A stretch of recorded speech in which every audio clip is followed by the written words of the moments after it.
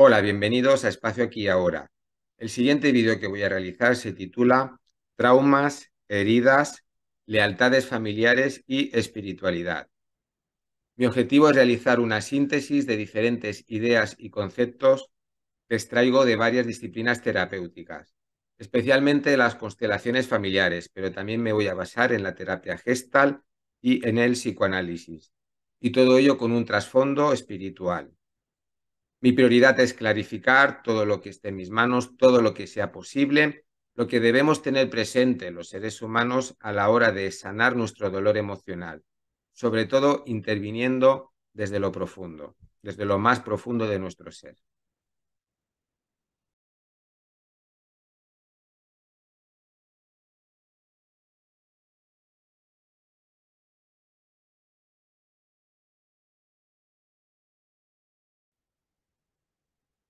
Comenzaré realizando una introducción sobre el concepto de trauma. ¿Qué es un trauma? Un trauma es una experiencia que provoca un gran miedo en la persona que lo sufre. Sinónimos o palabras semejantes para que podamos profundizar y comprender sobre a qué nos referimos con gran miedo serían terror, horror, pánico, desesperación, angustia, insoportable, inasumible, sobrecogedor, sobrepasado, abrumado, etc. Esta experiencia nos ha supuesto un gran miedo y este gran miedo nos ha marcado y ha dejado una huella en nuestro interior. ¿Qué tipo de experiencias pueden resultarnos traumáticas? Aquellas experiencias que nos provoquen un gran miedo a perder algo o a no conseguir algo que consideramos muy valioso para nosotros. Porque si no fuera valioso, esa experiencia no tendría la fuerza para dejarnos tan marcados en nuestro interior. Algo que quiero matizar, no existe eso que llamamos miedo a lo desconocido. No existe el miedo a lo desconocido. Únicamente podemos sentir miedo a aquello que ya conocemos de alguna forma. Me explico. Podemos tener miedo a que se repita algo que ya hemos vivido en nuestra propia historia personal a lo largo de nuestro destino, en nuestra propia experiencia de vida, y también podemos sentir miedo a que suceda algo que ya ha ocurrido en el pasado familiar, aunque no nos haya sucedido a nosotros. Es decir, algo que pudo sufrir uno de nuestros padres o nuestros dos padres a la vez o generaciones atrás, tíos, abuelos, bisabuelos, tatarabuelos o incluso más atrás. Es como si en nuestro interior tuviéramos memorias de las experiencias traumáticas que han experimentado nuestros seres queridos y nuestros familiares antecesores y los antepasados. Y de alguna manera el hecho de que ellos lo hayan podido sufrir y que nosotros guardemos esas memorias genera esa sensación de que puede ser más probable también para nosotros que lo podamos vivir, porque al fin y al cabo le han sucedido a personas que nos resultan cercanas a nosotros. Todo miedo representa un miedo al futuro, un futuro inmediato si es algo que está a punto de pasar o un futuro más lejano si es algo que tememos pues, que pueda sucedernos dentro de unos años, dentro de unas décadas, en nuestra vejez. Es algo así como que como sucedió o estuvo a punto de suceder, es más probable que vuelva a suceder que aquello que no sucedió nunca. Esto, dicho así, parece muy supersticioso, ¿no? Como que no tendría por qué repetirse algo que ya ha sucedido. Pero muchas veces cuando estudiamos las historias de los árboles familiares, de los sistemas familiares, vemos cómo se repiten acontecimientos traumáticos.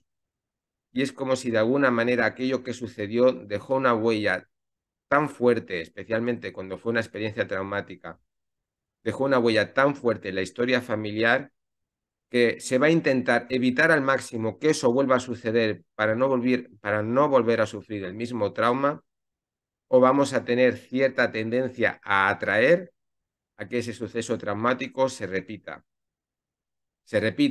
dentro de nuestra historia personal, tanto si ha sido algo que nos ha sucedido a nosotros, en nuestro pasado personal, como si fue algo que sucedió en el pasado familiar por esas memorias que contenemos. memorias que forman parte de la consciencia colectiva familiar, de la memoria familiar, y que de alguna manera nos influyen, seamos conscientes o inconscientes de ello. También puede resultarnos traumático cuando somos testigos de un suceso que le sucede a otra persona, pero nosotros lo vemos, lo testificamos, un suceso traumático, o cuando nos dan una mala noticia de que a alguien cercano le ha sucedido algo que representa una tragedia, algo que le ha resultado horrible. De alguna manera, el hecho de ser testigos o el hecho de que nos notifiquen esta mala noticia nos hace sentir que aquello que creíamos que era más improbable se vuelva más probable para nosotros, porque al fin y al cabo es algo que ha sucedido muy cerca de nosotros.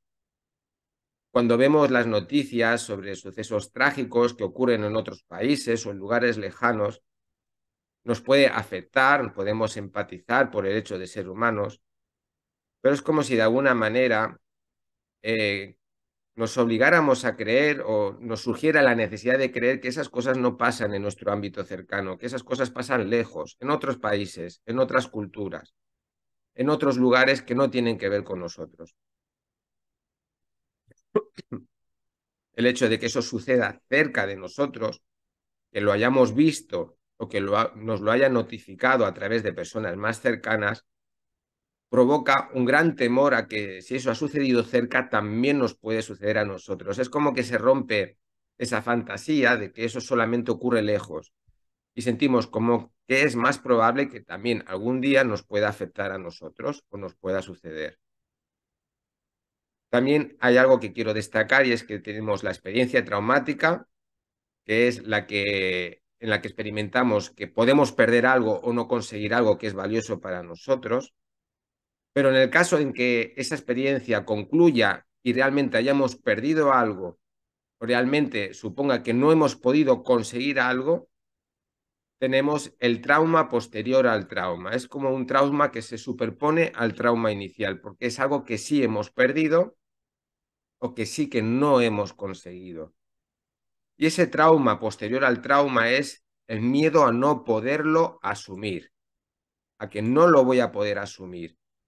Entonces, ante este miedo, fantaseamos muchas veces con perder el sentido de la vida, con que deje de ser valiosa nuestra vida para nosotros, con que podemos llegar a un punto en que ese sufrimiento ante aquello que nos ha sucedido tome unas dimensiones tan grandes que al final sencillamente es como que prefiramos morir que vivir. Muchas veces en la depresión, sencillamente, estamos sufriendo ese falta de sentido a la vida. Es como que hemos perdido el sentido a la vida ante aquello que nos ha ocurrido traumático. Entonces, muchas veces podemos estar traumados ante la idea de que podemos deprimirnos por eso que hemos perdido o por eso que no hemos conseguido. Es el miedo a la depresión. Y ese miedo a la depresión constituye en sí mismo un trauma, ya que inevitablemente provoca un sufrimiento. Y ese miedo a la depresión representa que para nosotros lleguemos a un punto en que nos tenga más sentido morir que seguir viviendo. Y en su caso más extremo sería como una necesidad de suicidarse o de quitarse la vida cuando se experimenta que la vida ya no tiene ningún sentido por eso que ha ocurrido, que no lo podemos soportar, que no lo podemos superar, que se nos ha transformado en algo inasumible, insoportable, intolerable. Entonces, ¿qué nos encontramos aquí? Nos encontramos que el miedo genera sufrimiento, pero a la vez, ¿no? O sea, el miedo provoca el sufrimiento de vivir con miedo, porque el miedo es una emoción que no nos resulta agradable, más bien todo lo contrario. El experimentar miedo provoca automáticamente que suframos por estar experimentando miedo. Y este sufrimiento que experimentamos por estar soportando la emoción del miedo provoca un nuevo miedo, un miedo a que este sufrimiento no termine nunca, a que este sufrimiento se mantenga en nosotros para siempre. Así que entramos en una especie de bucle cerrado, en una especie de bucle en el que el miedo provoca un sufrimiento, ese sufrimiento provoca un miedo a que este sufrimiento nunca termine, por lo tanto, sufrimos también el miedo a ese sufrimiento y cada vez sufrimos más y tenemos más miedo ante nuestro sufrimiento, con el riesgo de que eso termine generando que se rompa algo en nosotros que represente que ya la vida no nos tenga sentido. El miedo y el sufrimiento se retroalimentan y se amplifican sin fin, a no ser que realicemos un proceso sanador para poder romper este bucle y que ya el miedo no alimente más sufrimiento y que el sufrimiento no alimente más miedo. En este proceso sanador, y adelanto, vamos a tener que trabajar y vamos a tener que elaborar emociones tales, sentimientos tales como el amor, la tristeza, la comprensión. Vamos a necesitar implicar nuestro cuerpo para expresarnos corporalmente y también verbalmente a través de la palabra. Vamos a tener que realizar cambios de creencias, vamos a tener que madurar. Todo ello representa un proceso sanador que lo iré explicando a lo largo del vídeo con mucho más detalle. Ante ese miedo y ante ese sufrimiento que nos provoca el miedo, los seres humanos aplicamos defensas, mecanismos de defensas para intentar amortiguar que este miedo y este sufrimiento no se nos haga tan insoportable y termine aplastando nuestras ganas de vivir, nuestro deseo de vivir. Pero estas defensas muchas veces simplemente son como parches que nos permiten ganar tiempo y como parches generan unos efectos secundarios que pueden provocarnos nuevos sufrimientos y nuevos miedos. Así que muchas veces estas defensas solo sirven para ganar tiempo. Además, estas defensas pueden perpetuarse y en un principio nos sirvieron para ganar tiempo y luego después pueden volverse en nuestra contra, como que estos efectos secundarios pueden volverse en nuestra contra. Por ejemplo, si mi defensa es evitar relacionarme socialmente para no volver a experimentar traumas en los que sentí un gran ridículo, en los que sentí un gran rechazo, este aislamiento que en un momento dado me puede servir al inicio como un parche para ganar tiempo, para poder respirar lo que me ha ocurrido y para poderlo luego integrar y sanar, si no conseguimos liberarnos después de esta defensa, vamos a actuar constantemente aislándonos de los demás.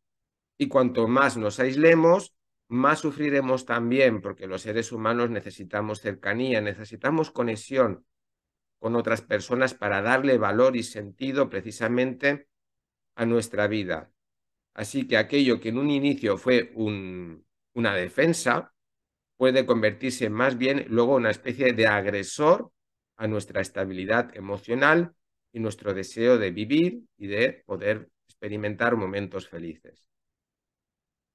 La defensa del aislamiento, por ejemplo, tal como he explicado, en un principio puede tener un sentido, pero luego después volverse en nuestra contra. La defensa de negar lo sucedido, como si no hubiera ocurrido lo que sí ha sucedido. La defensa de volvernos agresivos e irascibles, como para sentir que estamos más preparados de esta forma al conflicto. Nos puede convertir en una persona más irascible, agresiva y que luego las personas pues, no nos soporten y se alejen de nosotros. Son defensas momentáneas, pero que cuando se estancan y perduran en nosotros se terminan volviendo en nuestra contra. Los seres humanos tenemos una gran dificultad para procesar el miedo sufrido. Nos cuesta procesarlo. Y como nos cuesta procesarlo, es como si quedara petrificado, como si no pasara el tiempo. Una experiencia traumática, difícilmente, si no hacemos un trabajo con ello, podamos lograr que eso quede realmente en el pasado. Es como si ese pasado no terminara nunca. Es como si ese pasado se trasladara al presente y estuviéramos viviendo constantemente desde ese temor y desde ese sufrimiento. El hecho de no poder elaborarlo genera que el pasado permanezca vivo en el presente desde ese sufrimiento y desde ese miedo que nos impida, nos bloquea pues, nuestra propia felicidad o nuestra alegría. Y esta dificultad de procesar ese miedo sufrido y ese sufrimiento experimentado provoca una mayor desconfianza generalizada a la vida. Es como que cada vez nos fiamos menos de la vida. En la medida en que vamos acumulando energía traumática, en la que vamos experimentando sucesos que nos han hecho daño porque los hemos vivido con miedo y con sufrimiento, esto provoca que cada vez desconfiemos más de la vida, de que nos vuelvan a ocurrir más situaciones parecidas, de que vivamos constantemente defendiéndonos de que eso suceda, a pesar de que eso tenga efectos limitantes y secundarios, ante el temor de no poder soportar lo nuevo traumático que pueda ocurrirnos. Entonces, el pasado sigue demasiado vivo en el presente, afectándonos. El trauma deja una huella muy profunda de la que es muy complejo liberarse, a no ser que se realice un trabajo específico de integración sobre ello. La energía traumática se acumula en el inconsciente, se acumula en nuestro cuerpo y también se acumula en nuestro carácter y en nuestra personalidad. En muchos rasgos de nuestro carácter y en nuestra personalidad, por no decir prácticamente en casi todos, nuestra energía traumática está ejerciendo un efecto, una influencia, un efecto de determinación.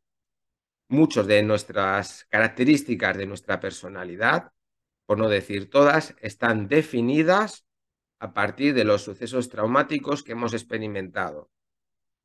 Aquellos sucesos traumáticos que hayamos podido integrar, elaborar, procesar, nos permitirán generar rasgos de personalidad que nos sean más efectivos, más sanos y más positivos a la hora de relacionarnos con nosotros mismos y con nuestros seres queridos y las personas cercanas. Pero toda aquella energía traumática que no hemos podido procesar, lo que hará precisamente es generarnos rasgos de personalidad que atenten contra nosotros mismos, atenten contra nuestra facilidad de comunicarnos con otros, con nuestras habilidades sociales y con nuestra capacidad de motivarnos y de encontrarle un valor positivo a nuestra vida y nuestra existencia. Desde mi punto de vista, la mejor manera de comprender cómo nos afecta el trauma es darle como un valor energético, es decir, llamarlo energía traumática. Los seres humanos acumulamos energía traumática si no conseguimos procesar esta energía y transformarla en un crecimiento, en un aprendizaje. Y esta energía traumática representa una energía muy densa, muy comprimida, que está a la espera precisamente de eso, de que la descomprimamos a través del amor, a través de la comprensión, a través de la expresión, a través del cambio de creencias, a través de la madurez, que descomprimamos esa energía para que deje de condicionar nuestro momento presente, que deje de condicionar nuestra personalidad y nuestro deseo de vivir y nuestra ilusión y motivación a la hora de experimentar una experiencia de vida humana.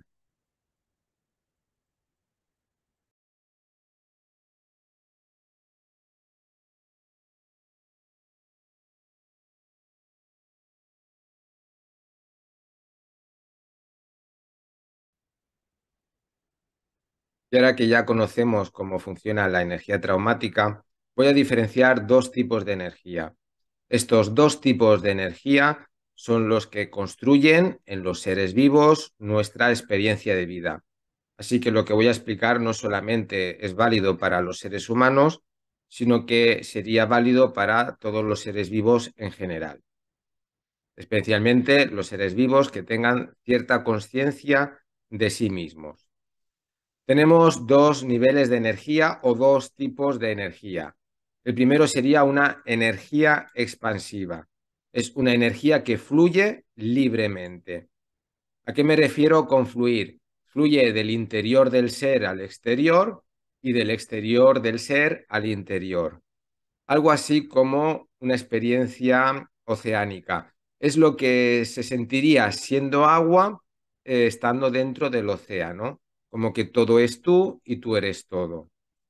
Cuando experimentamos estas sensaciones que provoca la energía expansiva, sentimos una gran serenidad, sentimos amor y sentimos paz interior, armonía. Estamos en armonía con nuestra propia existencia y disfrutamos de nuestra experiencia de vida. La sensación es de estar conectado con el todo, como que no hay barreras, como que no hay una armadura, no hay una separación entre una afuera y una dentro. Esta sensación de estar fusionado con el todo, con la existencia en general, es lo que provoca este éxtasis oceánico, esta sensación de que todo está bien y de que todo es de la única forma que puede ser. Aquí, por ejemplo, ya en los seres humanos es cuando experimentamos una sensación tan agradable que no necesitamos compararla ni con algo del pasado, ni con algo del futuro, ni con lo imaginado, ni con lo supuesto. Sencillamente es estar en el aquí y en el ahora, en el presente, sintiendo una gran satisfacción, un gran bienestar por el simplemente hecho de existir y de estar vivo. No hay resistencia ni oposición. Y luego después tenemos otro tipo de energía, que es la que comenté anteriormente, es la energía traumática, que es una energía contraída, una energía que se ha contraído, que se ha vuelto más espesa, que se ha densificado, se ha atrapado en sí misma y por lo tanto ya no fluye al no estar en el mismo nivel de densidad libremente como fluye la energía expansiva. Estamos hablando de la energía traumática. Para experimentar energía traumática se necesita un cuerpo vivo físico, un cuerpo que sea susceptible de sufrir, de experimentar sensaciones desagradables y de sentir miedo. Si no hay cuerpo físico, todo es pura energía expansiva. Se necesita experimentar sucesos que activen, que provoquen, que generen, que inicien esta contracción de energía. Estos sucesos solamente son susceptibles de ser experimentados por un cuerpo vivo físico. Ejemplo de estos sucesos serían dolor, dolor físico, asfixia, dificultad para respirar porque falta aire o porque tenemos la capacidad de respirar disminuida o afectada, sensación de hambre sin poderla satisfacer con alimentos, sensación de frío, de calor excesivo. Todas estas sensaciones provocan sufrimiento y provocan miedo. Y a partir de que percibimos este sufrimiento y este miedo, es como que empezamos a percibir que hay una diferenciación entre un yo y un mundo exterior o un otro externo. Los síntomas corporales que provocan estas sensaciones desagradables son estrés y angustia y la sensación de que estamos en peligro de morir, en peligro de sufrir de forma continuada o constante sin que termine este sufrimiento.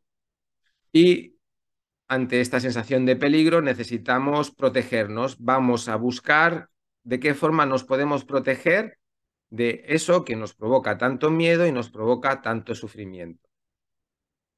Esta energía contraída, por lo tanto, provoca sensación de miedo y a la vez esta sensación de miedo provoca y construye la energía contraída.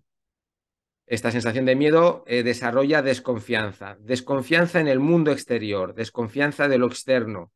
Primero porque necesitamos satisfacer necesidades básicas y tal vez eso que estamos necesitando no esté accesible para nosotros.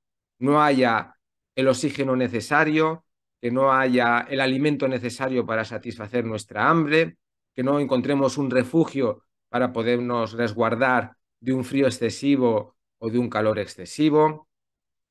También provoca que experimentemos soledad, sentirnos solos ante eso externo que no satisface nuestras necesidades o que incluso nos quiere agredir o nos llega en forma de agresión, lo percibimos en forma de agresión. Sensación de fragilidad absoluta, sentirnos frágiles, desvalidos ante eso que nos provoca sufrimiento, especialmente cuando no sabemos o no podemos defendernos ante ello y únicamente podemos limitarnos a sufrirlo. Sensación de indefensión, de que no hay manera de defenderse ante ello, y sensación de angustia. Independientemente de que sí que podamos defendernos de eso, el hecho de tener que estar defendiéndonos ya nos provoca cierta indefensión, porque no sería algo que desearíamos. Jamás desearíamos vernos en la necesidad de defendernos ante algo que nos está generando sufrimiento y nos está provocando miedo. Y aquí ya podemos comprender en qué momento se construye una identidad propia, una identidad de ser separada de ese mundo exterior, a partir de las primeras vivencias de sufrimiento y de miedo. Todo ser vivo se da cuenta de su propia existencia, comienza a darse cuenta de su propia existencia en el momento en que experimenta sensaciones de miedo y sufrimiento y necesita protegerse ante ello. Es en ese momento cuando percibimos que somos un ser que está envuelto en un mundo exterior que a veces es confortable, pero que otras veces nos ataca o sencillamente no nos ofrece eso que necesitamos para satisfacer nuestras necesidades básicas. Esta necesidad de defendernos, de protegernos ante el mundo exterior, también posteriormente provoca la necesidad de defendernos y de protegernos de un mundo interior, es decir, de nuestro propio cuerpo. Porque al fin y al cabo el cuerpo vivo, ese cuerpo físico, es el lugar donde se experimentan estas sensaciones desagradables. Y a veces sí que podemos conectar como que lo que estamos experimentando tiene que ver con un peligro exterior, pero otras veces no detectamos, y esto ya más especialmente los seres humanos, cuál es exactamente ese peligro exterior que nos está provocando ese sufrimiento y ese miedo que nos resulta desagradable. Los seres humanos, por ejemplo, podemos sufrir a través de nuestros recuerdos del pasado, que son experiencias que no nos están ocurriendo ahora, sencillamente las estamos rememorando en nuestra mente, y ante nuestras fantasías catastróficas del futuro, ante lo que imaginamos que nos puede llegar a ocurrir. ¿Y dónde ocurre esa imaginación y dónde suceden esos recuerdos? Porque eso no viene del exterior, viene de nuestro propio interior. Así que en los seres humanos esto se complica un poco más, porque el hecho de tener la capacidad de sufrir únicamente por recordar cosas del pasado o por imaginar situaciones del futuro provoca que nos encontremos atrapados entre un mundo exterior que puede resultarnos hostil y un mundo interior que es nuestro propio cuerpo, nuestra propia mente y nuestra propia memoria, que también nos puede resultar hostil. Así que en el caso del ser humano es como que está en medio de lo externo y de lo interno que provoca sufrimiento. El hecho de que provoque sufrimiento eso interno muchas veces nos hace sentir como que hay algo extranjero o peligroso dentro de nosotros mismos, ajeno a nosotros, que nos provoca ese sufrir. ¿Y qué es eso ajeno a nosotros que nos provoca sufrir desde dentro mismo de nosotros mismos? Es la energía traumática. La energía traumática que estamos conteniendo, que nos provoca recuerdos del pasado que nos provocan sufrimiento, imaginación del futuro y fantasías catastróficas que provocan sensación de incertidumbre y de sufrimiento, y también la percepción de que nosotros mismos nos estamos provocando un sufrir a través de nuestra memoria, de nuestros recuerdos y de nuestra propia mente. Esta energía traumática requiere ser sanada, especialmente esa energía traumática que habita en nuestro interior, y la forma de sanarla es descomprimiéndola, volviéndola a transformar en energía expansiva, en energía que fluya. Entonces podemos simbolizarlo de la siguiente manera. Al principio éramos como energía expansiva, nos sentíamos conectados con el todo, fluíamos, no había una diferenciación entre un yo externo peligroso y un yo interno que se tiene que proteger, todo estaba en armonía, pero en el momento en que empezamos a experimentar sensaciones desagradables que provocan miedo y sufrimiento, esa energía se contrae y provoca una diferencia de densidad. Lo externo es menos denso y lo interno es más denso, y esta diferencia de densidad en cuanto a energía genera esa sensación, esa percepción de separación, de que hay un yo separado de un otro. Esto en los seres vivos en general. Pero luego en los seres humanos se complica más, porque al ser nuestra propia mente la que provoca ciertos sufrimientos en base a recuerdos e imaginaciones, tenemos también un otro interno que nos provoca sufrimiento. Así que en el ser humano es todo más complicado que en el resto de seres vivos que no se basan tanto en sus memorias del pasado o en sus imaginaciones del futuro. El ser humano sufre más que el resto de los seres vivos al tener una mente que tiene esa capacidad de recordar tanto el pasado y regodearse en ello y de imaginar el futuro y el sufrimiento del futuro y regodearse en ello. En el ser humano el sufrimiento y el miedo es mucho más impactante y precisamente por ser más impactante provoca que construyamos una identidad propia más densa, más separada, más yoica y más ajena a esta energía expansiva que es la que deseamos experimentar y la que no podemos precisamente por estar sufriendo y estar protegiéndonos de este sufrimiento. Mientras que estemos vivos, tanto los seres vivos y en los humanos, habrá cierta energía traumática, porque el hecho de estar vivo representa experimentar en muchas ocasiones emociones y experiencias desagradables. Y el objetivo, especialmente ya para los seres humanos, es poder descomprimir esta energía, porque la densidad de nuestra energía traumática es muy superior al de los animales que viven en estado salvaje. Nuestro objetivo es sentir la serenidad, el amor y la paz interior que provoca la conexión con la energía expansiva. ¿Y cómo se logra este proceso? Integrando el miedo y el sufrimiento, que representa primero reconocerlo y luego después elaborarlo. Vamos ya familiarizándonos con nuestras dos palabras que están muy conectadas con el proceso de sanación. La palabra reconocer y la palabra elaborar. Primero se reconoce lo que se está sufriendo y luego después se elabora a través de la expresión corporal, a través de la expresión verbal, a través del cambio de creencias y de todo lo que he comentado anteriormente y seguiré comentando posteriormente a lo largo de todo el vídeo.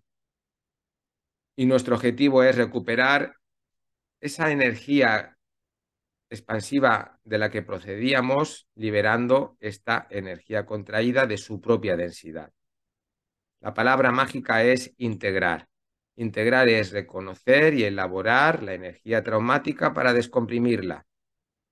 Y para ello vamos a tener que hacer duelos, especialmente por aquello que hayamos perdido en nuestro pasado.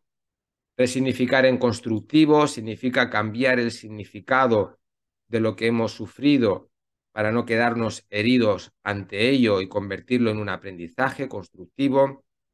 El proceso de sanación traumática en los seres humanos es más laborioso que en los animales, precisamente porque nuestros recuerdos y nuestra imaginación del futuro nos afectan con muchísima más fuerza a través de esta capacidad mental mayor que tenemos. Por un lado, tenemos la suerte de tener una mayor capacidad mental que otros animales, pero por otro lado, esta capacidad mental se vuelve en nuestra contra cuando precisamente nos provoca un mayor sufrimiento ante el regocijarnos en el pasado y los recuerdos traumáticos y regocijarnos en las fantasías catastróficas del futuro y de todo lo que podamos llegar a imaginar que podríamos llegar a sufrir, aunque hoy por hoy no lo estemos sufriendo.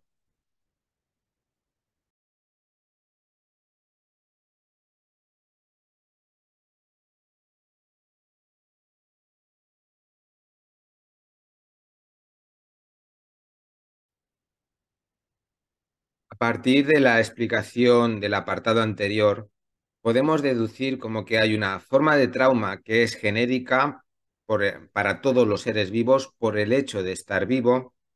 Y luego hay formas de trauma que serían más específicas para los seres humanos, para lo que representa vivir una experiencia de vida humana.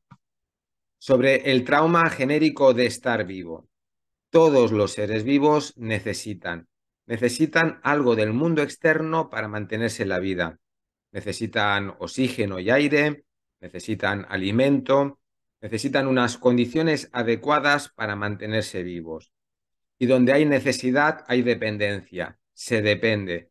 Se depende de que esas necesidades puedan ser cubiertas y satisfechas.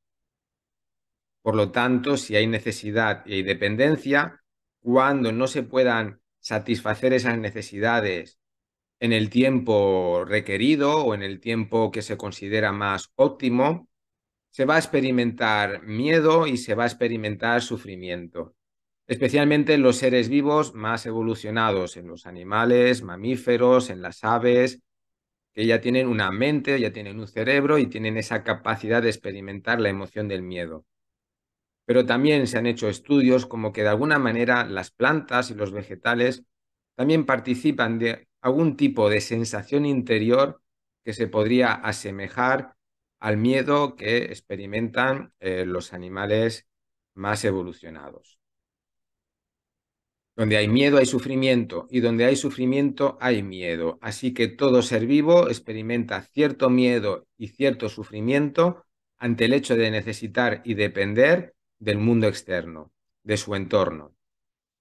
Respecto a los mamíferos parten de un vientre materno. Antes de nacer se encuentran en un vientre que es el vientre de la madre.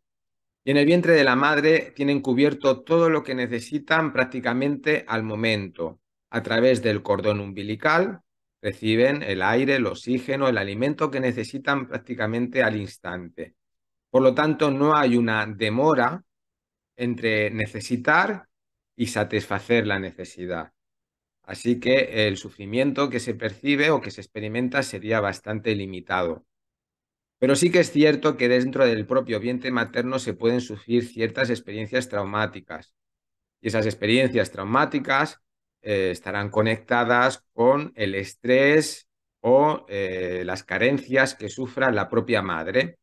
Como que de alguna manera la madre, a través de sus emociones y de lo que esté experimentando, podrá afectar de manera indirecta, pero afectará igualmente al feto, al bebé que lleva en su vientre.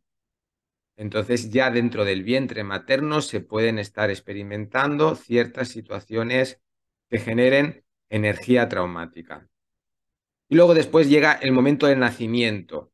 Y en el nacimiento se sufre particularmente de manera bastante intensa. Es la primera vez que se respira por uno mismo. Es la primera vez que uno necesita ser alimentado, ya no a través del cordón umbilical, sino a través de su boca y de lo que representa el aparato digestivo superior. Es la primera vez que se experimenta o mucho calor o mucho frío y se necesita la contención de una madre, de una figura adulta, para poder satisfacerse en todas estas necesidades. Y la madre no va a poder satisfacer con la misma inmediatez a sus bebés, a sus crías, de la forma en que las satisfacía cuando estaban dentro de su vientre. La demora entre necesitar y satisfacer la necesidad es una demora mucho mayor en el tiempo. Incluso puede llegar a ese punto en que no se puedan satisfacer esas necesidades y no quede más remedio que morirse. Así que ya podemos hablar de un trauma de nacimiento, lo que se sufre por el hecho de nacer y por ese cambio de sensaciones corporales que se experimenta entre estar dentro de un vientre materno y salir al mundo exterior.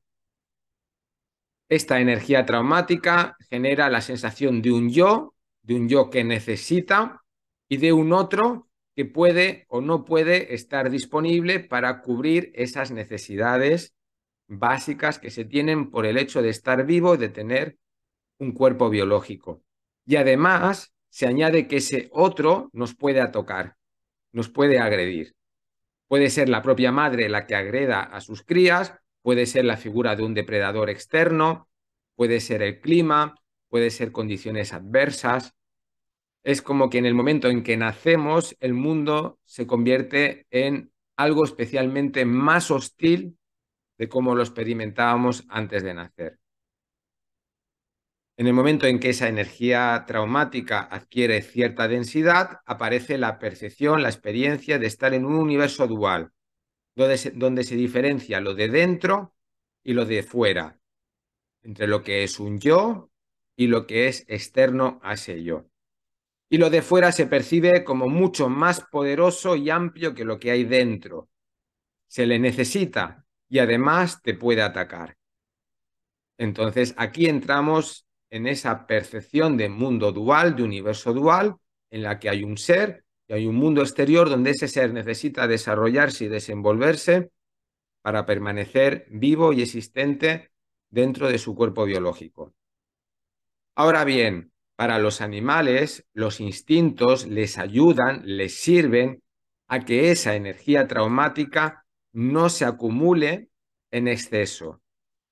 Los seres vivos que no son humanos no acumulan el mismo nivel de energía traumática que sí pueden acumular los seres humanos.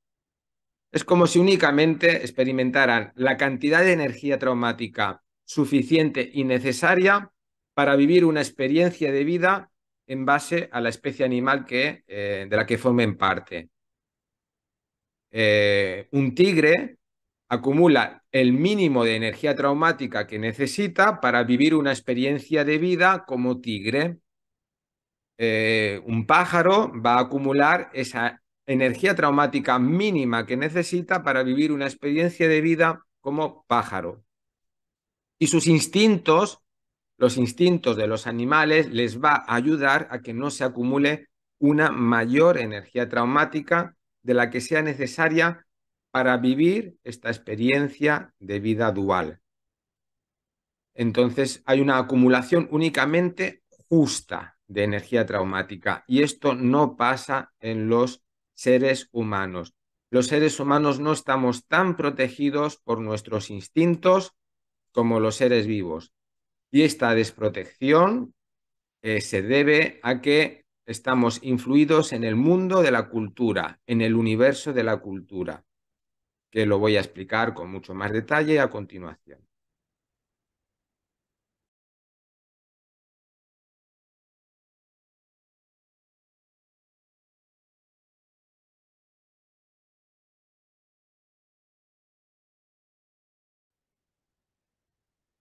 Sobre el trauma de ser humano. Los seres humanos podemos acumular muchísima más cantidad de energía traumática que el resto de animales y seres vivos. Y este exceso de energía traumática se debe a dos factores.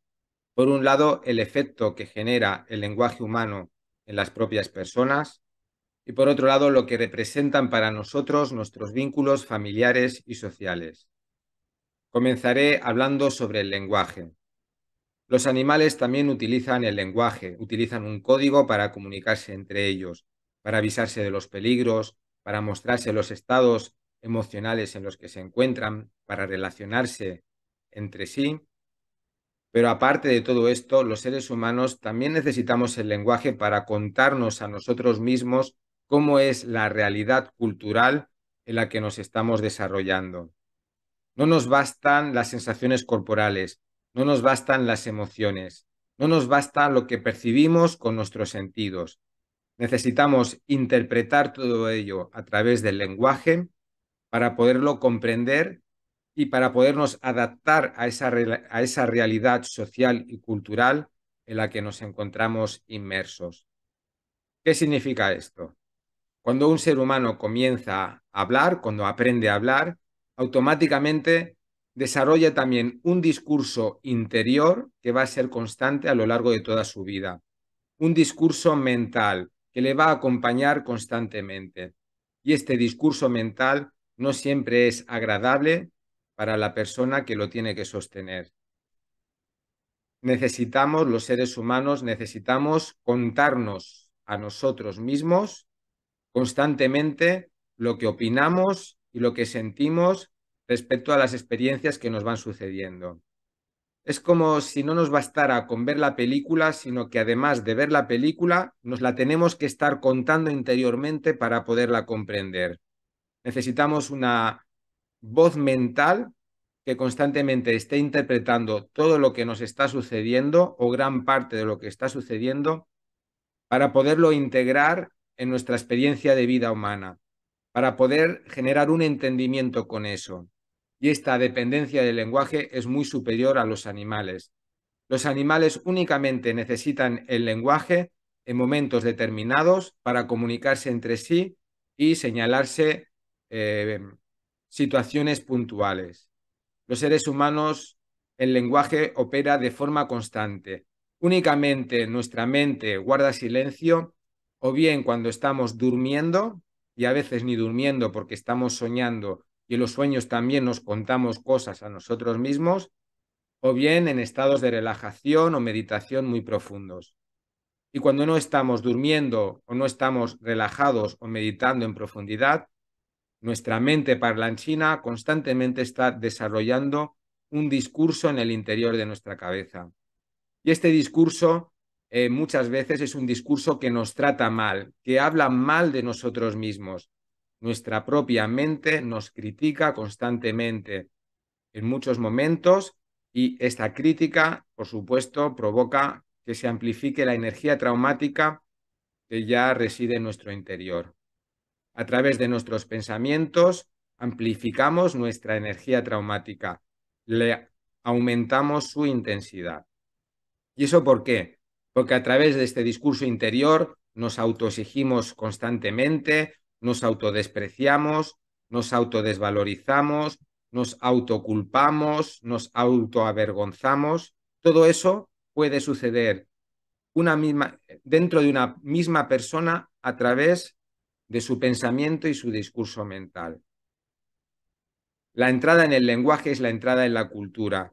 Y cuando entramos en la cultura nos desconectamos de una gran parte de nuestros instintos, quedan fuera estos instintos, quedan anulados, quedan silenciados y nuestro cuerpo ya no se regula a nivel instintivo con la misma facilidad con la que se regulan los animales. Nuestro cuerpo tiene que soportar este discurso interior constante sobre lo que representa cualquier cosa para nosotros. Tiene que soportar tener una voz repetitiva que muchas veces critica, desprecia, avergüenza, culpabiliza, con todo lo traumático que eso supone. El cuerpo asume un sacrificio a través del lenguaje que en principio nos ayudaría a adaptarnos y encajar socialmente, pero que el efecto secundario que eso provoca es que muchas veces ese cuerpo, este cuerpo vivo físico que habitamos, se tenga que enfermar, se bloquee, sufra ataques de ansiedad, sufra angustias a través de los propios pensamientos que nosotros nos generamos. Tenemos una mayor dependencia del lenguaje, una mayor limitación para comprender la realidad a través de lo que este lenguaje nos permite representar en nuestra voz pensante interior, y todo ello nos afecta a nivel emocional sobre lo que sentimos con el mundo externo y sobre lo que sentimos con nosotros mismos. El lenguaje dificulta liberar nuestra energía traumática al haber bloqueado una gran parte de nuestros instintos naturales y provoca una gran necesidad de comprender a nivel mental lo que nos está ocurriendo para podernos dejar un poco en paz a nosotros mismos. Y cuando no comprendemos, nuestra mente piensa, piensa, piensa, rumía, rumía, rumía, buscando explicaciones, buscando causas, buscando culpables, buscando víctimas, a todo eso que nos está concerniendo. La necesidad del lenguaje provoca que necesitemos palabras y metáforas para entender la realidad que estamos viviendo. Y luego después, a través del lenguaje, nos damos permiso o no nos damos permiso a sentir lo que estamos sintiendo. Para comprender este concepto del permiso, tenemos que profundizar en lo que representa para los seres humanos tener un inconsciente. Los seres humanos no solamente tenemos una mente consciente, que es la que elabora ese discurso mental que podemos oír, sino que tenemos también una mente inconsciente. Y esta mente inconsciente está dividida también en dos.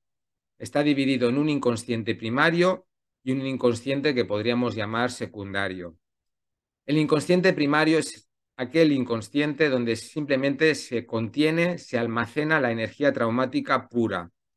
Es una energía de dolor, de sufrimiento, de miedo, de la que todavía no hemos podido utilizar el lenguaje para poder interpretar lo que nos está ocurriendo. Esta energía traumática, cuando conectamos con ella, la experimentamos como pura angustia, pura ansiedad, un sin vivir dentro de nosotros, sin saber exactamente por qué ni siquiera nos encontramos así. Por eso tenemos esa tendencia a reprimir esa energía traumática, a generar como una especie de inconsciente en nuestro interior para esconder esa energía traumática y poder vivir una vida más o menos normal o aceptable, siempre y cuando esta propia energía traumática nos lo permita, siempre y cuando no nos genere una ansiedad demasiado grande que nos limite y nos entorpezca nuestro propio vivir. Así que tenemos un inconsciente primario donde está la energía traumática en su estado más puro, un estado en el que todavía no hemos encontrado ni palabras ni metáforas para podernos comprender a nosotros mismos sobre eso que nos está haciendo sufrir tanto y nos está causando tanto miedo. Y luego tenemos otro inconsciente que en este ya se reprime no la energía traumática pura, sino la energía traumática que ha sido traducida al lenguaje. Me explico. Muchas veces surgen en nosotros pensamientos que definen deseos que queremos realizar, miedos de los que nos queremos proteger, creencias sobre lo que estamos creyendo respecto a nuestra realidad. Y ante estos pensamientos, nosotros mismos nos asustamos porque sentimos que no deberíamos de estar pensando eso, que no deberíamos de estar deseando eso que estamos deseando, o que no deberíamos de tener miedo a eso que estamos teniendo miedo, o de que no deberíamos de creer eso que estamos creyendo o que nos estamos imaginando.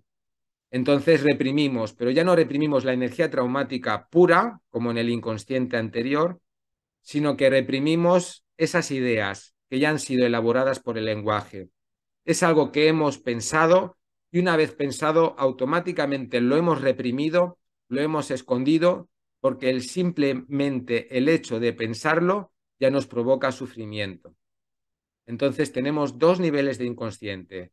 Uno, que es pura energía traumática, que es un inconsciente muy conectado con el cuerpo, lo sufrimos mucho desde el cuerpo, a través del síntoma físico del cuerpo, a través de la enfermedad, a través del malestar físico. Y otro que representa este inconsciente secundario, que se convierte muchas veces en pensamientos que quedan reprimidos o que quedan escondidos en otros pensamientos que sirven para despistar y distraer. Estos pensamientos que distraen y despistan muchas veces los llamamos obsesiones. Pensamientos obsesivos que nos tienen distraídos dándole vueltas a según qué situaciones para con eso no darnos cuenta o despistarnos de otros pensamientos que si reconociéramos nos provocarían un gran sufrimiento. Todos estos pensamientos tienen que ver con deseos inconscientes, con miedos inconscientes, con creencias que están actuando en nosotros, limitándonos y de las que somos también inconscientes.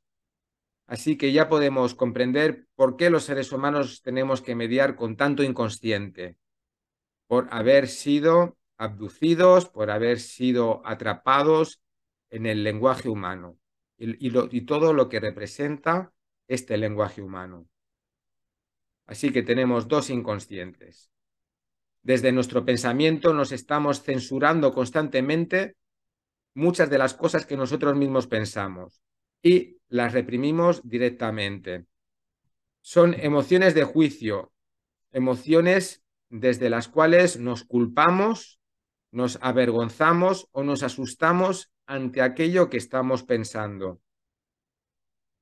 A veces lo detectamos, entonces nos damos cuenta de que nos estamos culpando, de que nos estamos avergonzando o de que nos estamos asustando con algo que simplemente estamos pensando o que simplemente nos ha surgido en forma de deseo o de miedo.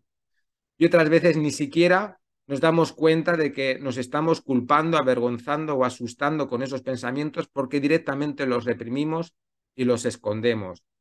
Los guardamos en secreto para los demás, pero sobre todo en secreto para nosotros mismos.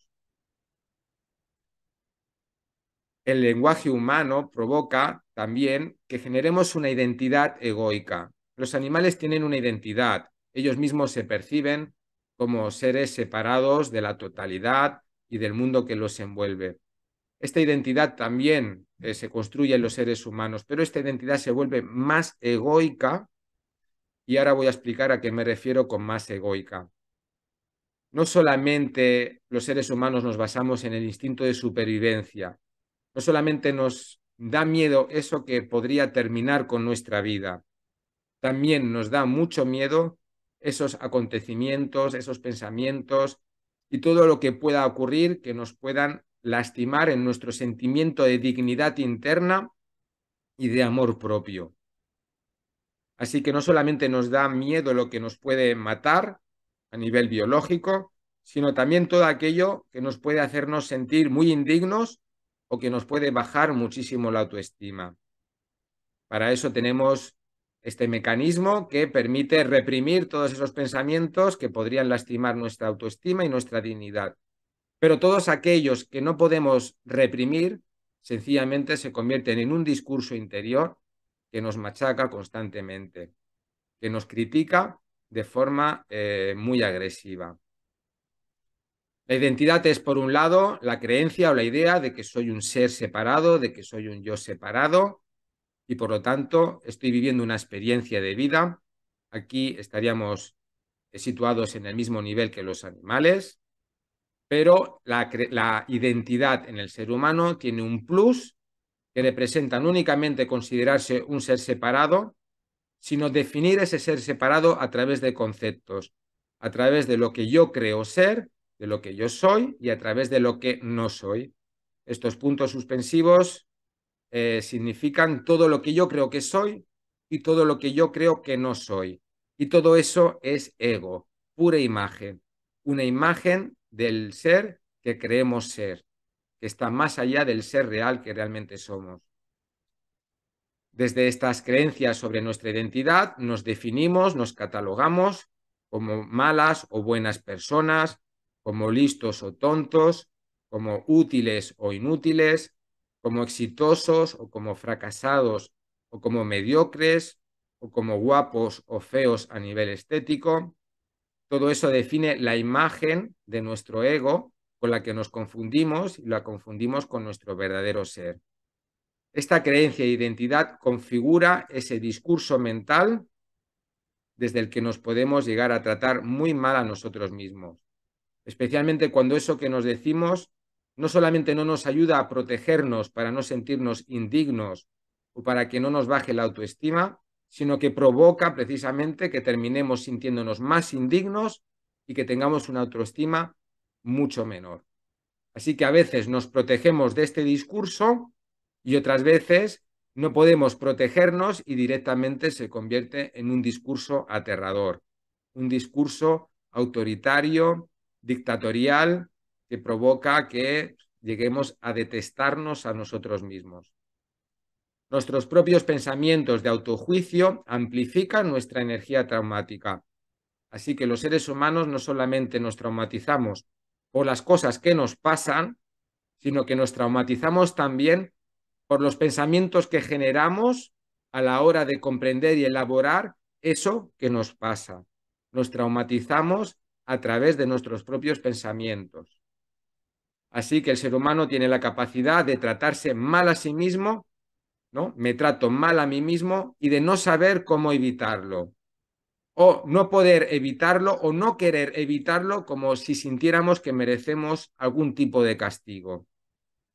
Y necesitamos a la vez vigilarnos constantemente para evitarnos tratar tan mal a nosotros mismos, aunque muchas veces no lo conseguimos, o para evitar que precisamente desde estos pensamientos sintamos una agresividad tan grande que nos convirtamos en personas peligrosas para los demás, por haber acumulado tanta energía traumática y que esta energía se acabe traduciendo en una ira insoportable, en un sentimiento de rabia que nos desborda y que provoca o que nos hagamos daño a nosotros o que se lo hagamos a los demás.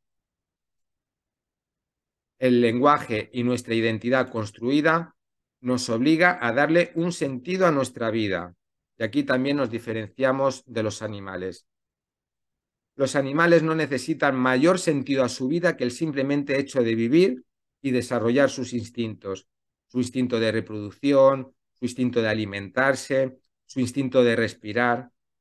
A los seres humanos no nos basta con satisfacer estos instintos y estas necesidades naturales, sino que necesitamos darle un sentido a nuestra vida que vaya más allá para encajar socialmente. Necesitamos un sentido de vida que nos haga creer que podemos llegar a ser exitosos, que nos haga creer que podemos conseguir ocupar un lugar privilegiado dentro de la sociedad, un lugar de liderazgo o un lugar de seguridad eh, donde podamos comprar muchas cosas o donde nos sintamos muy aceptados por los demás. Y muchas veces cuando no podemos generar un sentido de vida en base al bienestar o la felicidad que deseamos conseguir, generamos un sentido de vida en base a nuestra queja, en base a nuestro sufrimiento, en base a nuestras heridas emocionales. Es como si transformásemos nuestra energía traumática en heridas emocionales para podernos victimizar ante ello o para podernos culpabilizar ante ello y desde ahí también generamos identidad. Explicaré más adelante con más detalle de qué manera transformamos la energía traumática en heridas emocionales para poder sobrevivir precisamente a esta energía traumática. Los seres humanos necesitamos que nuestra vida tenga sentido más allá del hecho de vivir. Y cuando no encontramos este sentido, lo que sentimos es que nos tiene más sentido el hecho de morir que el hecho de vivir. Es como que la vida ya no nos vale la pena. Es más fácil que nos deprimamos, es más fácil que nos rindamos ante nuestra propia energía traumática, precisamente por todo este desgaste que genera el lenguaje en nuestra mente, en nuestra cabeza, con este discurso tan tóxico que podemos llegar a provocarnos. Esto a nivel del lenguaje. También a los seres humanos nos afecta de manera muy especial y muy intensa nuestros vínculos familiares y sociales. Los animales también generan vínculos entre ellos, también se mueven en manadas y en tribus, pero todo está mucho más sostenido, facilitado a través de los instintos naturales. Su nivel cultural no se vuelve tan complejo como los seres humanos. Los seres humanos, desde nuestra necesidad de pertenecer a esa cultura familiar o esa cultura social de la que formamos parte, tenemos que adaptarnos a una serie de normas, de costumbres y de tradiciones que son mucho más complejas que las normas y costumbres y tradiciones que puedan tener los animales en sus grupos sociales. Nos complicamos la vida culturalmente y además nos obligamos a encajar en ese nivel cultural que nos resulta tan complicado para tener un lugar de pertenencia. En los seres humanos hay un mayor riesgo de exclusión, porque estas normas, estas costumbres, estas tradiciones, al ser más complejas, es mucho más fácil que no podamos adecuarnos o adaptarnos a ello y que terminemos excluidos socialmente. Así que por un lado tenemos una mayor dependencia de la aceptación del otro, necesitamos encajar en una familia, necesitamos encajar en una sociedad, necesitamos encajar en grupos de amigos, en empresas, en un país, en una ciudad determinada, y a la vez es mucho más fácil de que terminemos siendo excluidos precisamente porque estas normas sociales, estas costumbres y estas tradiciones son en muchos casos demasiado complejas de asimilar y de adaptarse a ellas. Y luego, además, dentro de lo que representan los vínculos sociales y familiares, nos influye en mayor grado el pasado social y familiar. Este pasado social tiene que ver con la mente de campo, con la mente de grupo, y cómo esa mente de grupo tiene un pasado. Sea cual sea la familia a la que pertenezcamos, en esa familia hay un pasado, hay una serie de traumas que han vivido aquellas personas de las que nos procede la vida, nuestros padres, nuestros tíos, nuestros abuelos, nuestros bisabuelos, nuestros tatarabuelos y más para atrás.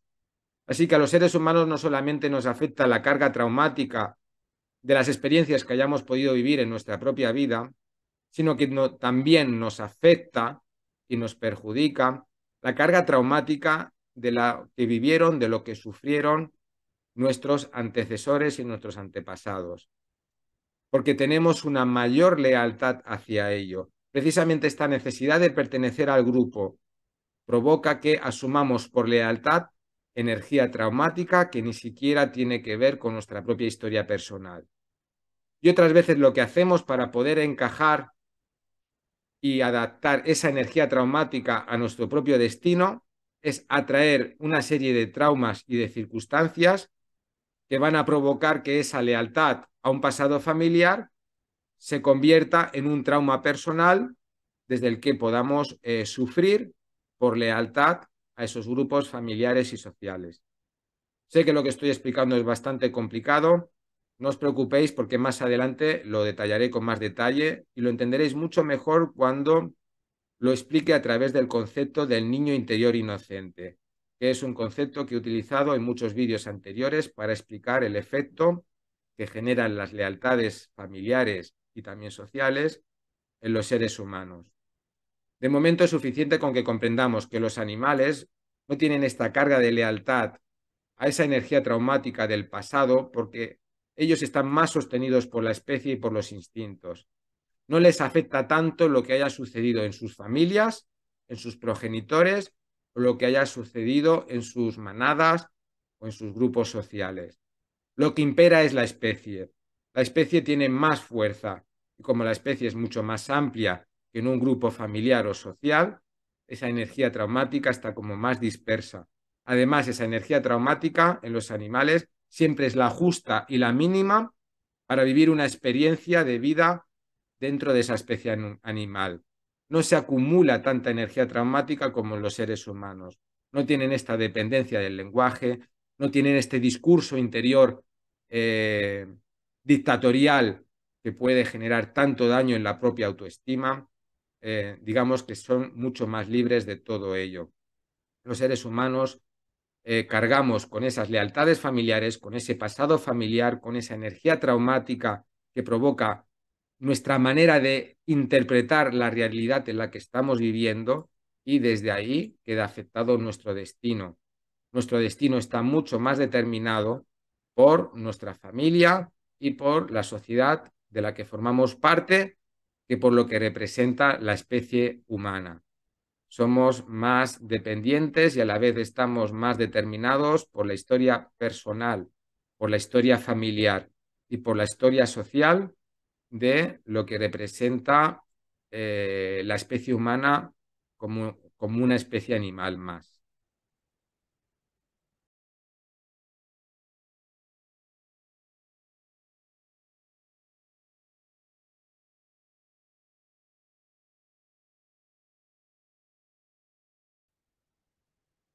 A continuación voy a explicar las tres formas en que los seres humanos podemos generar y acumular energía traumática. La primera forma tendrá que ver con nuestro cuerpo físico, con nuestro cuerpo vivo. La segunda tendrá relación con los vínculos y las relaciones. Y la tercera será mixta, es decir, aquellas experiencias traumáticas en las que quede afectado nuestro cuerpo y en las que queden afectadas también nuestras relaciones más íntimas o más profundas. Respecto al cuerpo, podemos sufrir un gran miedo a que quede en peligro nuestra integridad física. Por integridad física me refiero a un resultado en el que salgamos lesionados, mutilados o mancillados. Lesionado sería como que una parte de nuestro cuerpo ya no vaya a funcionar bien como funcionaba antes, Mutilado me refiero a que perdamos una parte de nuestro cuerpo, que tengamos que sufrir algún tipo de amputación. Y por mancillado me refiero más a la experiencia de haber sufrido un abuso sexual.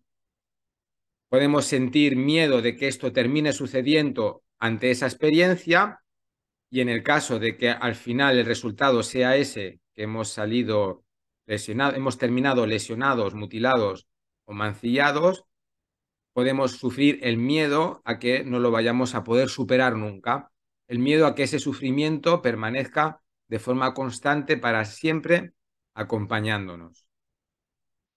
¿Qué tipo de experiencias pueden provocar este miedo y pueden provocar este resultado que no deseamos en absoluto? La primera serían los accidentes. Sufrir un accidente en el que podamos resultar lesionados o mutilados. Accidente de coche, accidente laboral o cualquier tipo de accidente. Sufrir agresiones por extraños, que nos atraquen, que venga una persona que nos agreda físicamente o que nos agreda sexualmente. Personas extrañas. A la enfermedad. También desde la enfermedad podemos perder una parte de nuestra integridad física. Puede quedar nuestro cuerpo muy afectado. Y también las catástrofes naturales, terremotos, volcanes y otro tipo de catástrofes. Estas situaciones, estas experiencias, nos da miedo experimentarlas. Ya solamente el hecho de fantasear con que eso nos pueda llegar a ocurrir, ya estamos generando y acumulando cierta energía traumática. Y si nos toca vivir esa experiencia, sufriremos un gran miedo por nuestro cuerpo y podemos llegar a sufrir posteriormente un gran miedo a que jamás vamos a poder superar el sufrimiento que nos ha provocado esa experiencia. Y por último estaría el peligro de muerte. Dentro del cuerpo nos da miedo a que nuestro cuerpo directamente deje de funcionar, deje de estar vivo o que estemos a punto de morir. Desde luego, si una persona muere, ahí ya deja de acumular energía traumática. Pero el peligro, la posibilidad de morir, el miedo a morir, genera que acumulemos bastante energía traumática, el miedo a la muerte. Respecto a lo que podamos sufrir los seres humanos en nuestros vínculos y en nuestras relaciones. Nos puede traumatizar la pérdida del amor, sería un amor que hemos tenido y que hemos perdido, alguien que representaba para nosotros una fuente de amor y que por alguna razón o circunstancia perdemos a esa persona o perdemos esa fuente de amor, o alguien que representaba para nosotros el deseo de que nos pudiera llegar a amar y que nunca logramos que esa persona nos amase o que ese grupo social nos admitiese. También estaríamos hablando dentro de las relaciones el hecho de ser aceptado, admitido en grupos sociales, como pueda ser pues, fundaciones, grupos de amigos, empresas, especialmente grupos que nosotros les demos mucho valor y que si nos rechazan nos va a afectar mucho y vamos a acumular y generar energía traumática. La pérdida y la frustración respecto al amor. El miedo que genera esa energía traumática es el miedo a sentir que no nos aman, que no nos quieren o que podemos perder esa fuente de amor de quien estamos recibiendo ese amor que tanto nos gustaba recibir o que tanto necesitábamos recibir. Todo ello tiene que ver con el amor. ¿Qué tipo de experiencias pueden provocar trauma por la pérdida o frustración de amor? El rechazo estaría más conectada con la frustración. Queremos ser admitidos, queremos ser amados, queremos ser correspondidos en nuestro amor por otra persona o por un grupo de personas. El abandono estaría más conectado con la pérdida. Alguien que nos ha amado y un día dejó de amarnos y nos abandonó. O la separación que podamos sufrir cuando alguien no es que nos abandone, sino que se muere, sufrir la muerte de un ser querido, o a alguien que nos ama y que vivía cerca de nosotros, y por alguna razón, por algún motivo, se tiene que alejar. No es que nos abandone, quiere seguir formando parte de nuestra vida, pero por motivos de trabajo o por otro tipo de motivaciones, esa persona se tiene que alejar y ya no va a vivir tan cerca de nosotros o ya no vamos a poder convivir con ella. Todo ello representa trauma conectado con el amor y nuestra necesidad de amar y de sentirnos amados. ¿Qué es lo que ocurre con el amor? El amor, la falta de amor o la pérdida de amor o la frustración de amor no supone un peligro vital para nuestro cuerpo, pero sí que supone otro tipo de peligro, que sería un peligro existencial. Es como que nosotros, los seres humanos, somos conscientes de que existimos, o mejor dicho, valoramos nuestra propia existencia en base a ser importantes en la vida de otras personas. Necesitamos que otras personas nos consideren importantes en su vida.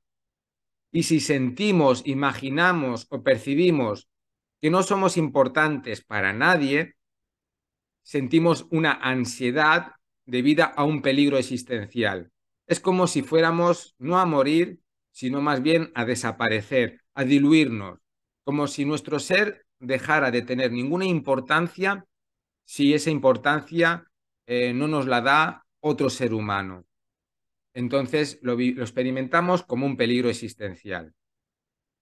Una vez hicieron un experimento bastante macabro, una familia con un niño pequeño, y es que jugaron, como un juego, a imaginar que el niño se hacía invisible y desaparecía, y que ya no lo veían. Simplemente lo tapaban con una manta, luego destapaban la manta y toda la familia era cómplice, estaba confabulada para actuar como si ese niño hubiera desaparecido y no se lo viera. En ese vídeo que se puede ver en YouTube, eh, ese niño automáticamente entra en un estado de estrés y de ansiedad insoportable, como si realmente sintiera que deja de existir si no existe para su familia o para sus seres queridos. Con este ejemplo podemos llegar a entender a qué me refiero con peligro existencial. Si perdemos el amor que le da valor a nuestra existencia, que le da un sentido a nuestra vida, podemos sentir como si automáticamente fuéramos a desaparecer. O lo que es peor aún, podemos conectar con un gran deseo a desaparecer y dejar de existir, porque caerá el sentido de nuestra vida, caerá el valor que le damos a nuestra propia vida. Este miedo al desamor es muy traumático y es el que provoca que muchas veces nos volvamos dependientes de relaciones tóxicas, de relaciones que no nos convienen, pero a pesar de saber que esas relaciones no son sanas para nosotros, este miedo existencial, este peligro, como si fuéramos a dejar de existir, nos obliga a mantenernos en este tipo de relaciones. Es algo así como que si no existo para el otro, no existo para mí mismo. Y es el mismo miedo que pudimos experimentar de niños de no tener ningún valor o para mamá, o para papá, o para nuestra propia familia. Así que hay una diferencia entre sentirse vivo y sentirse existente. Los seres humanos nos sentimos vivos cuando hacemos cosas, cuando sentimos cosas o cuando pensamos cosas. Nos damos cuenta de que estamos vivos haciendo, sintiendo y pensando. Con una de estas tres cosas ya nos damos cuenta de que estamos vivos y normalmente lo que hacemos son las tres cosas a la vez. Constantemente estamos haciendo, sintiendo y pensando. Y eso nos provoca esa sensación y esa confirmación de que estamos vivos. Pero una cosa es sentirse vivo y otra cosa diferente es sentirse existente. Y para sentirnos existentes necesitamos sentirnos valiosos para otras personas, no solo para uno mismo, sino para otras personas también. Y en ese valor que creemos que tenemos para otras personas, hemos construido el sentido de nuestra vida, es decir, aquello que hace que nuestra vida nos valga la pena y nos mantenga motivados para vivir, e incluso nuestra misión de vida. Todo ello lo explicaré después más detalladamente. Pero no solamente podemos quedar traumatizados a nivel de relaciones en base a la pérdida de amor o la frustración en el amor, también en base a la pérdida y la frustración de nuestra dignidad. Esto significa no perder el amor, o al menos no perderlo completamente, pero sí perder algo que nos haga sentir, algo que nos hacía sentir dignos y que nos daba autoestima o que nos ayudaba a sentirnos más valiosos para nosotros mismos. La sensación es como, vale, sí, me aman, pero me aman a un precio caro, o sea, tengo que hacer mucho esfuerzo para que me quieran, o, por supuesto, si no me aman en absoluto, pues sentiré que no tengo ninguna dignidad como ser humano. El tipo de situaciones que pueden provocar que experimentemos como traumática nuestra pérdida de dignidad serían experiencias que tienen que ver con la traición, sentirnos traicionados, que lastiman nuestra confianza, humillación, sentirnos burlados, sentirnos como que se ríen de nosotros o como que nos desprecian, la injusticia, sentir que se nos trata más injustamente que a otras personas, la manipulación, sentir que nos engañan, que nos mienten o que nos hacen algún tipo de chantaje para obtener algún beneficio a través de nosotros de una forma que nosotros no quisiéramos o que nos desvaloricen, la desvalorización. Estas formas de sufrir no tienen por qué representar, aunque muchas veces sí, la pérdida de amor completo, la frustración de amor completa, pero sí una sensación de que nos resulta demasiado esforzado y demasiado costoso el pertenecer a un grupo social, que puede ser la familia, los amigos, la empresa donde trabajamos, o conseguir que nos quieran. Como que tenemos que aguantar traiciones, humillaciones, injusticias, manipulaciones y desvalorizaciones. Y por lo tanto, todo eso nos puede provocar una acumulación de energía traumática. Y luego la manera mixta de sufrir trauma sería cuando está implicado nuestro cuerpo y nuestra relación. Es decir, cuando es un ser querido, un ser cercano, alguien que amamos, el que atenta contra la integridad de nuestro cuerpo, atenta en forma de maltrato físico o de abuso sexual. Este es el peor trauma que podemos llegar a sufrir los seres humanos. Que no solamente nos agredan, sino que además que la persona que nos agrede sea un ser querido para nosotros, sea nuestra propia madre, nuestro propio padre, nuestro propio hijo, nuestra hija, nuestro hermano, nuestra pareja o alguien a quien amamos mucho.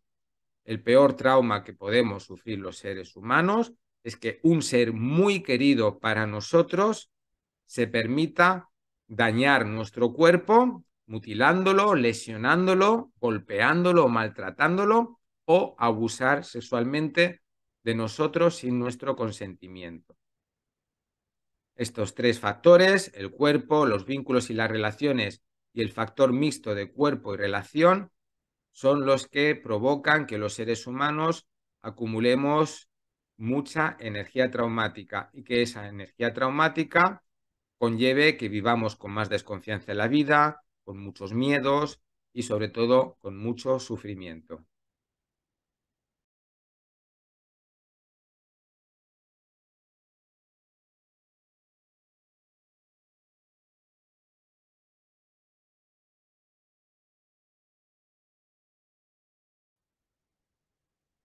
Y ahora sí, ahora ya voy a explicar de qué manera las lealtades familiares determinan e influyen para que acumulemos energía traumática. Voy a abordar el tema de las lealtades familiares a través del concepto del niño interior inocente. Los seres humanos, aunque seamos adultos, habita en nosotros una parte sensible, una parte vulnerable, nuestra parte más emocional. Esa parte la llamamos el niño interior. Dentro de lo que es el niño interior es como que podemos dividir dos tipos de niños interiores. Uno sería el niño interior traumatizado y herido, que tiene que ver con esa energía traumática y ese sufrimiento que hemos ido cargando a lo largo de nuestra propia experiencia de vida. Y luego tenemos el niño interior inocente, cuyo sufrimiento se debe, más que a sus propias experiencias propias de sufrimiento, al hecho de ser testigo del sufrimiento de sus seres queridos. Es lo que sufre un niño cuando percibe y se da cuenta de que sus seres queridos no son felices porque sufren. Entonces, este niño interior inocente queda traumatizado al descubrir que sus seres queridos no son felices, y no son felices porque cargan energía traumática. El niño inocente ya comienza a construir y a constituir dentro del vientre materno. Cuando estábamos dentro del vientre de nuestra madre, percibíamos de una manera no mental, porque no teníamos una mente desarrollada, pero sí a través del cuerpo y de las sensaciones físicas, esos momentos en que nuestra madre podía estar más estresada, más angustiada, más triste, más enfadada, los sufrimientos de la propia madre. Desde ahí ya nos percatamos de que estábamos dentro de un ser humano que sufría, y eso ya nos marcó, ya dejó una huella traumática en nosotros. A partir de esa huella traumática empezamos a construir ese niño interior inocente en base al sufrimiento de otro ser humano. En este caso sería el sufrimiento de nuestra propia madre. Pero también, según nos vamos construyendo en el interior del vientre de la madre, se abren memorias o cargamos memorias que nos vienen a veces a nivel genético o nos pueden venir a través del campo de memoria familiar, que son los traumas y sufrimientos que han experimentado las personas desde las que nos procede la vida. Entonces, esas memorias ya se empiezan a constituir dentro de nosotros desde el mismo momento en que habitamos el vientre de nuestra madre, desde nuestros primeros inicios, incluso antes de nacer. Así que ya estamos conectados con el sufrimiento de la familia, incluso antes de nacer, cuando estamos construyéndonos en el vientre materno. Y esta energía traumática de que nuestros seres queridos y nuestros antepasados han sufrido nos desvela una gran una gran creencia, nos genera una gran creencia, que es que el amor no lo puede todo, que hay algo que puede más que el amor, porque si el amor lo pudiera todo, no sufriríamos. En base a nuestro amor, en base a nuestra capacidad de querernos unos a otros, conseguiríamos salvarnos y evitar que nuestros seres queridos sufran. Pero eso no sucede así. Por lo tanto, se construye una creencia de que el amor no lo puede todo. Y si el amor no lo puede todo, es que hay otra cosa que puede más. Y esa otra cosa es el dolor. El dolor que tiene una gran relación con la energía traumática de la que estamos hablando a lo largo de todo el vídeo. Como si la energía traumática pudiera más que el amor.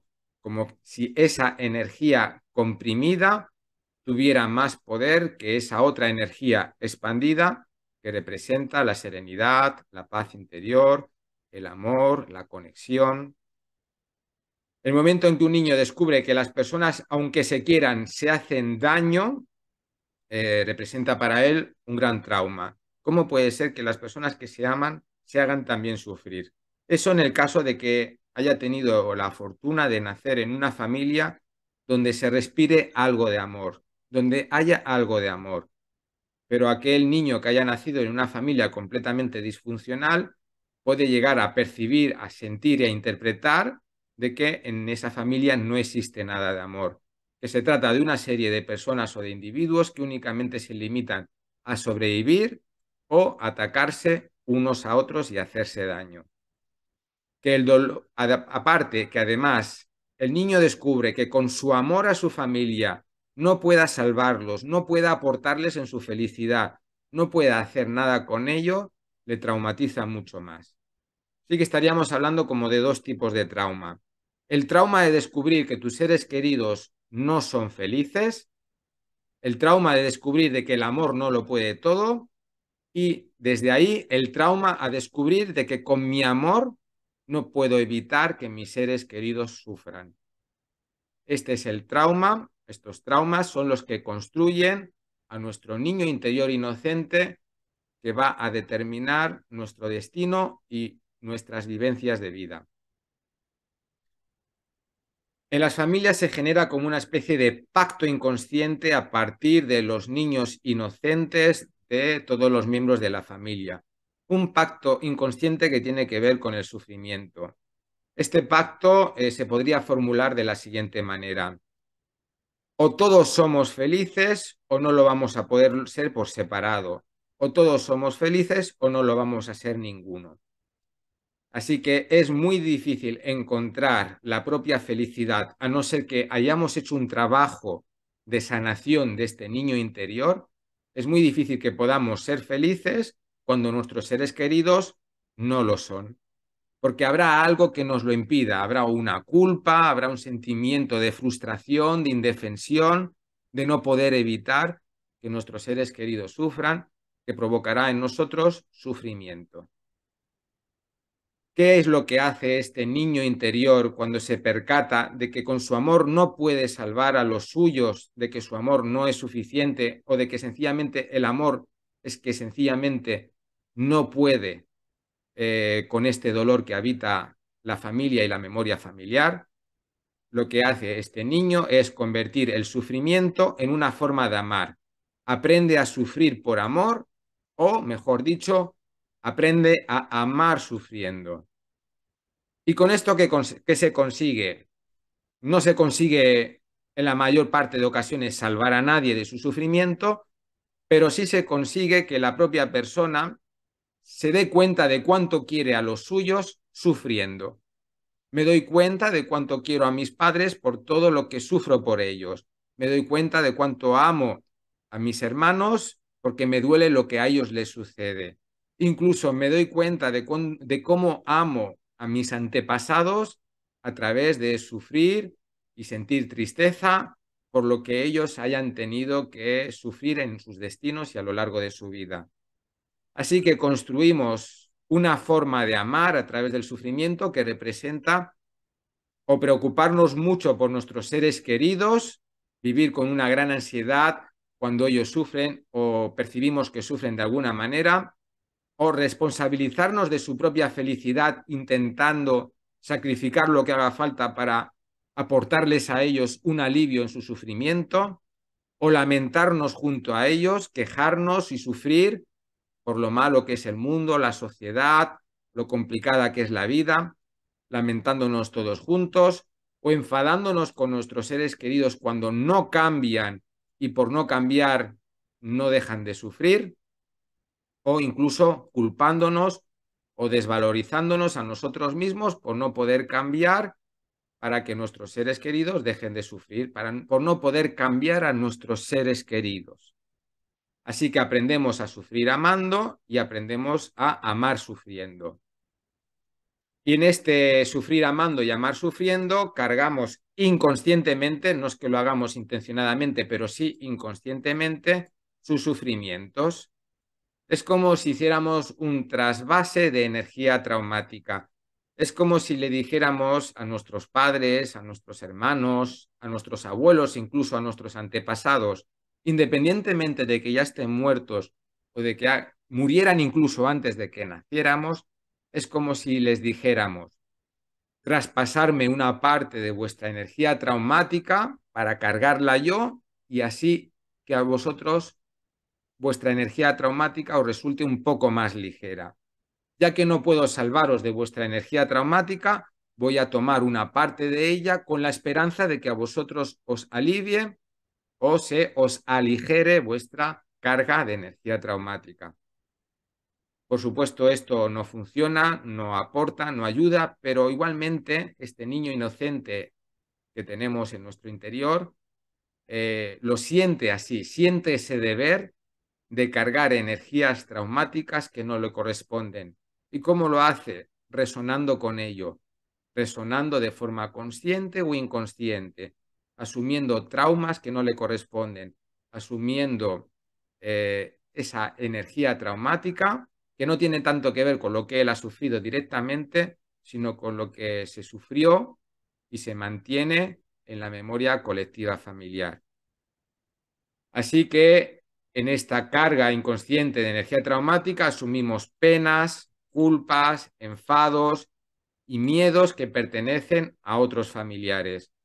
Y esta energía traumática asumida provoca que tengamos o suframos nosotros mismos bloqueos en nuestra vida, enfermedades físicas o mentales y limitaciones a nuestra propia felicidad. Que no podamos ser felices por la sencilla razón de que los nuestros no han podido serlo. A través de este pacto silencioso, inconsciente, a través del sufrimiento. Muchas personas, a veces, cuando les explico cómo funciona el niño interior inocente, me comentan que no creen que todo el mundo tenga un niño interior inocente, porque hay personas que son como muy narcisistas, los narcisismos. Tenemos que comprender cómo funciona el narcisismo y vamos a descubrir que también representa de alguna manera asumir una carga de energía traumática. El narcisismo es un intento de escapar de estas lealtades familiares, pero ya adelanto que no funciona el volverse narcisista para dejar de sufrir por el sufrimiento de nuestros seres queridos, porque el hecho de ser narcisista provoca otro tipo de sufrimientos.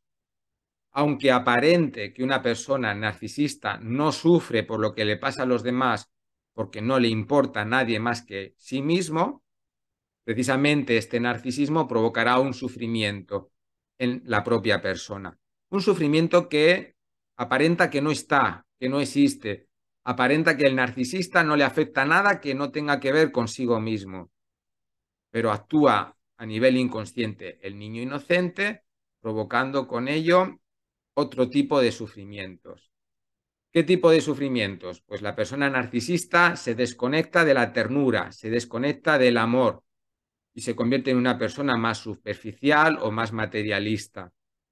Y esto provoca inevitablemente un sufrimiento, porque el hecho de no participar de la energía tierna, de la energía amorosa, provoca que nuestra vida se vuelva muy insulsa, muy limitada, y aunque aparente que no estamos sufriendo, por dentro sí que se está sufriendo. La persona se vuelve excesivamente avariciosa de lo material o superficial, tiende a aislarse de los demás para que no le generen problemas o solo se acerca a los demás para manipularlos y luego tiene que cargar consciente o inconscientemente la carga de la culpa por haber manipulado a sus seres queridos y haberles provocado sufrimiento. O el narcisista cree que está evitando escapar de ningún tipo de responsabilidad, pero escapando de las responsabilidades también eso conlleva un sufrimiento de sentir pues que te estás perdiendo la ternura, que te estás perdiendo el cariño, que te estás perdiendo el darte cuenta de que eres un ser amoroso. ¿Qué esconde detrás de sí una persona narcisista? Una persona narcisista está compensando el dolor, está compensando la energía traumática que han sufrido sus seres queridos por haber sufrido mucho, por haber sido demasiado buenos. Es como si los narcisistas compensaran la energía traumática de sus parientes, de sus familiares, de sus antepasados, por lo que sufrieron por ser demasiado buenos, por lo que sufrieron por entregarse demasiado a los demás.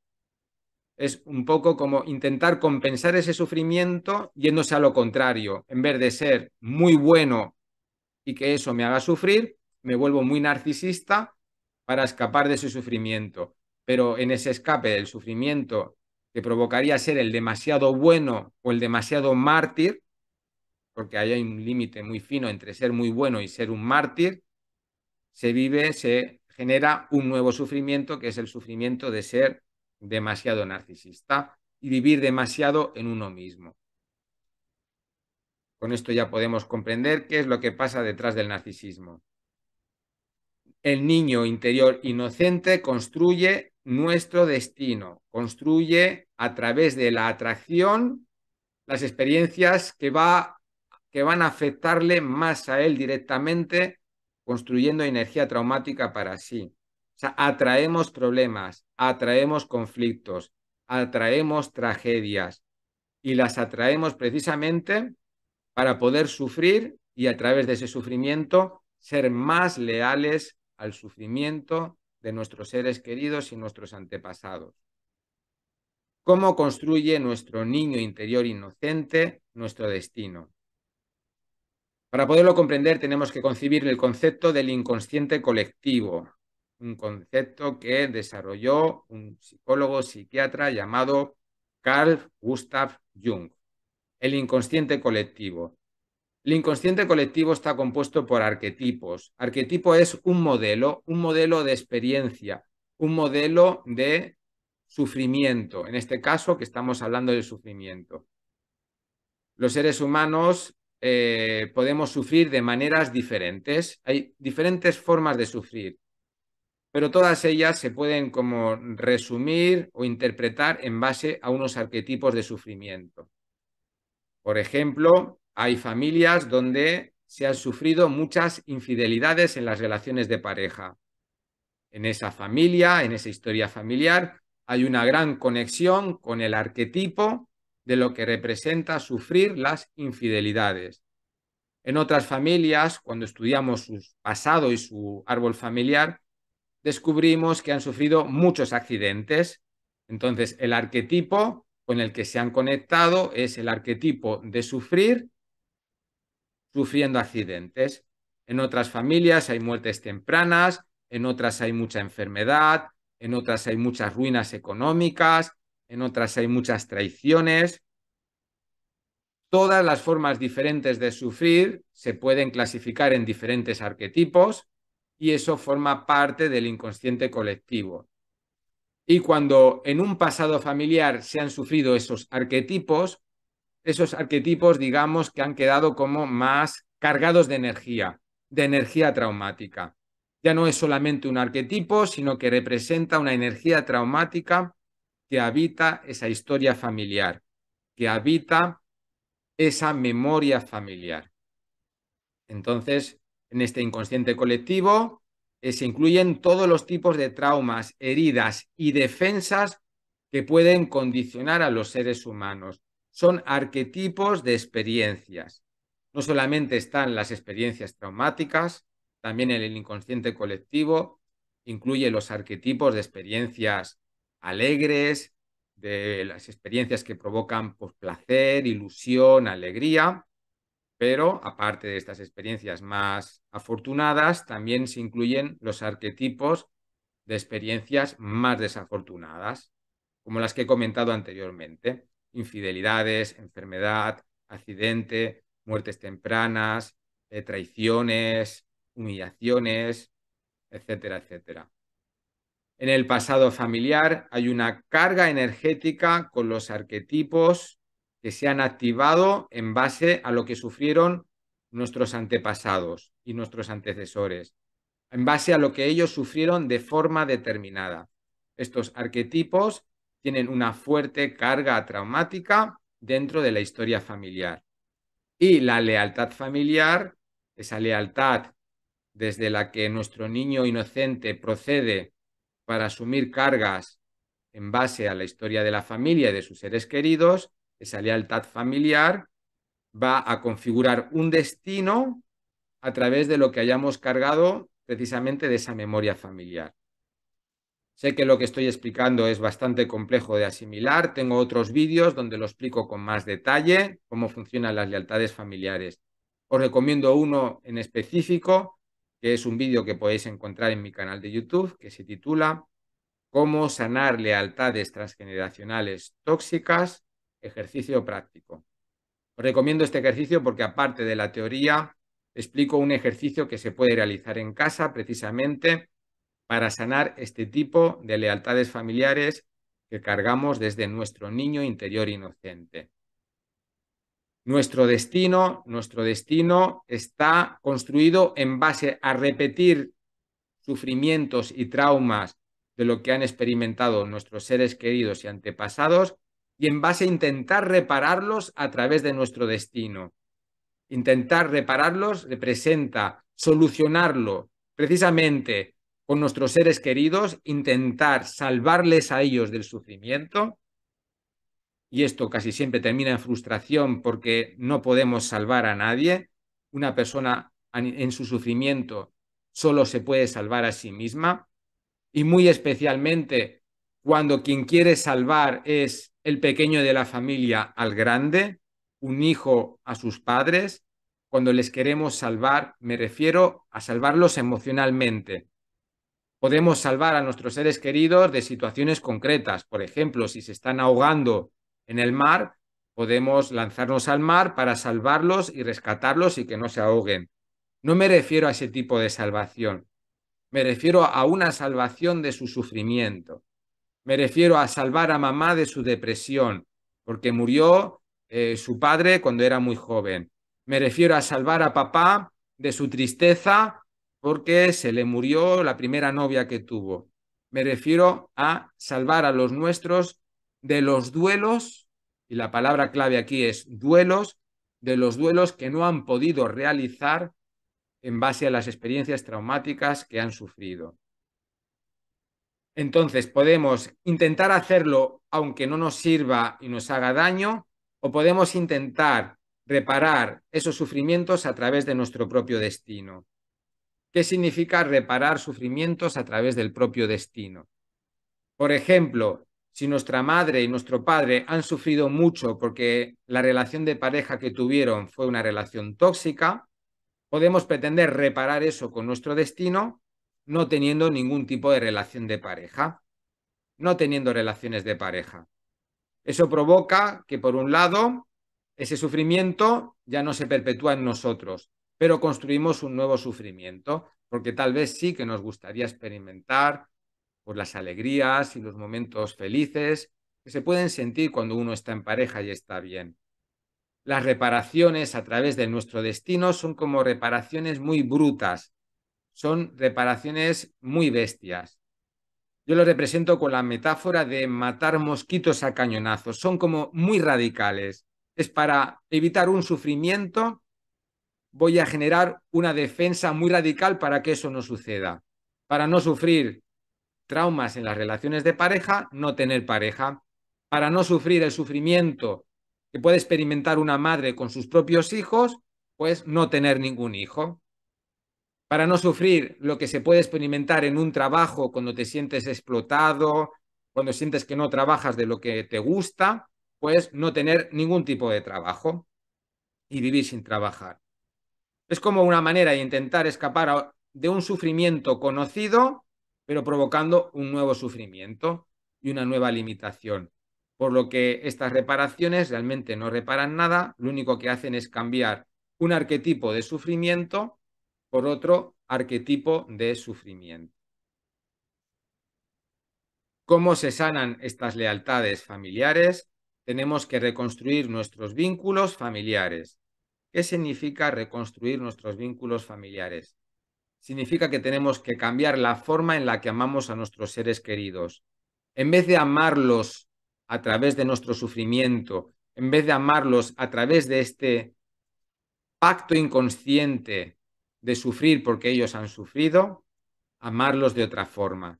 Y para amarlos de otra forma, debemos trabajar nuestras emociones y trabajar nuestra propia forma de amar para llevar a los nuestros en nuestro corazón con ternura, es decir, sentir cariño por ellos, con respeto, es decir, respetar el destino y los traumas que les ha correspondido vivir en su experiencia de vida, dignificar su destino y no lamentarnos por ello.